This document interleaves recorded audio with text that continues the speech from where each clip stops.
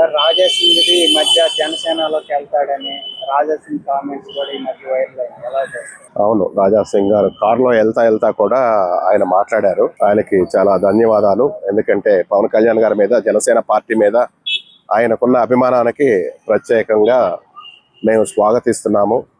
ఇక మా అధినేత పవన్ కళ్యాణ్ గారు, మా జనసేన పార్టీ నాయకులు, తెలంగాణ నాయకులు, వాళ్ళు ఆయన్ని ఎలా ఆహ్వానిస్తారో, స్వాగతిస్తారో వెయిట్ చేయాలి. ఎందుకంటే నేను ఒక కార్యకర్తను మాత్రమే, ఒక అభిమానిని మాత్రమే.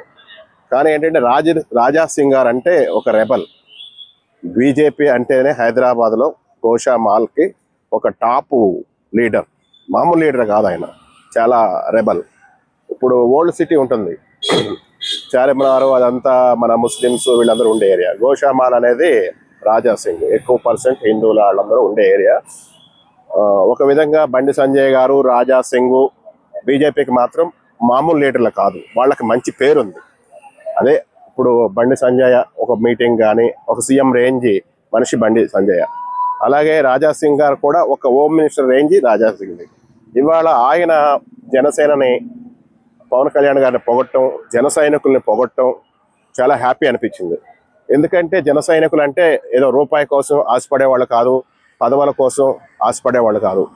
బోర్డర్లో దేశ రక్షణ కోసం సైనికులు ఎలా ఉంటారో అలాగే జన సైనికులు గ్రౌండ్లో, దేశ గ్రౌండ్లో వర్క్ చేస్తారు. కంపల్సరీ రూపాయి ఏటి గురించి కూడా ఆలోచించరు. అదే విషయాన్ని కూడా మన రాజా సింగ్ గారు మాట్లాడారు.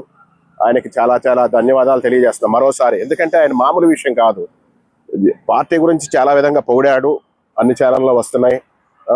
కంపల్సరీ అట్లాంటి నాయకుడు జనసేనలోకి వస్తే ఒక 50% హైదరాబాద్లో టార్గెట్ రీచ్ అయినట్టే. అలాగే ఇంకా కొంతమంది వస్తారు నాయకులు, మన తీన్మార్ మల్లన్న కూడా రావచ్చు అని అనుకుంటున్నారు. వస్తే ఇంకా చాలా హ్యాపీ. అట్లా పెద్ద పెద్ద నాయకులు వస్తే, ఎందుకంటే పేద ప్రజల నిర్మూలన కోసం పుట్టిన పార్టీ జనసేన. మెయిన్ తెలంగాణ కోసమే పుట్టిన పార్టీ జనసేన. తెలంగాణ పేదరిక నిర్మూలన కోసం, ఎస్సీ, ఎస్టీ, బీసీ, మైనార్టీ, అలాగే ఉద్యమకారుల కోసం పుట్టిన పార్టీ తెలంగాణ అని ఎన్నోసార్లు పవన్ కళ్యాణ్ గారు చెప్పారు. కనుక పేదల కోసం పెద్దలందరూ ఈ పార్టీతో చేతులు కలిపి ఈ జనసేన పార్టీ జెండాని తెలంగాణలో ఎగరేస్తే ఆ కథ వేరే ఉంటుంది. పక్కాగా నేను అభిమానిగా చెప్తున్నా, ఆయన మీద ఉన్న ఒక నమ్మకం. ఎందుకంటే పేదలంటే ఆయనకి చాలా ప్రేమ. ఇప్పుడు ఆంధ్రప్రదేశ్లో మీరు చూస్తున్నారు ఆయన చేసే కార్యక్రమాలు.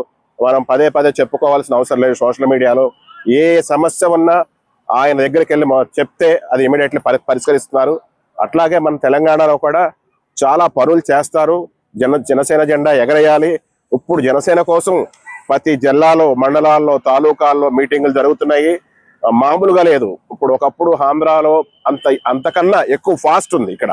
ఇవాళ రోజు తెలంగాణలో మొన్న ఆఫీసు ఓపెన్ చేసినప్పటి నుంచి ప్రధాన కార్యదర్శి రామ్ తాలూరి గారు కానీ, ఇన్ఛార్జి శంకర్ గౌడ్ గారు కానీ, అలాగే ఆర్కే నాయుడు సాగర్ గారు కానీ, ఇంకా చాలా శ్రీనివాస్ గారు అని, మహేందర్ రెడ్డి గారు అని, రాధా రాజలింగం అని చాలా బాగా చేస్తున్నారు, చాలా బాగా కష్టపడుతున్నారు. ప్రతి జిల్లాలో మెయిన్ ముఖ్యమైన పట్టణాల్లో మీటింగులు జరుగుతున్నాయి.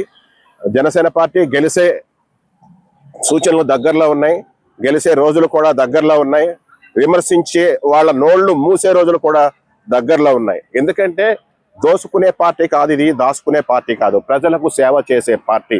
ప్రతి పేదవాడు కూడా హ్యాపీగా బతుకుతాడు జనసేన గెలిస్తే. ఈరోజు అక్కడ ఎలా బతుకుతున్నారో, అక్కడ ఎలాంటి కార్యక్రమాలు జరుగుతున్నాయి, అంతకన్నా ఎక్కువగా ఇక్కడ జరుగుతాయి, చేస్తారు, చేసి చూపిస్తారు పవన్ కళ్యాణ్ గారు.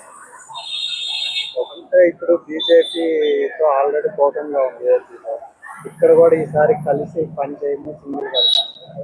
సో ఒకవేళ ఈ కాంబినేషన్ అది ఎందుకంటే ఫైనల్ ఎలా ఉంటుందంటే, ఇక్కడేమో రాష్ట్ర పరంగా వీళ్ళు వాళ్ళ యొక్క నిర్ణయాలు తీసుకోవాలి, కేంద్ర పరంగా అంటే కలిసి ఉన్నారు.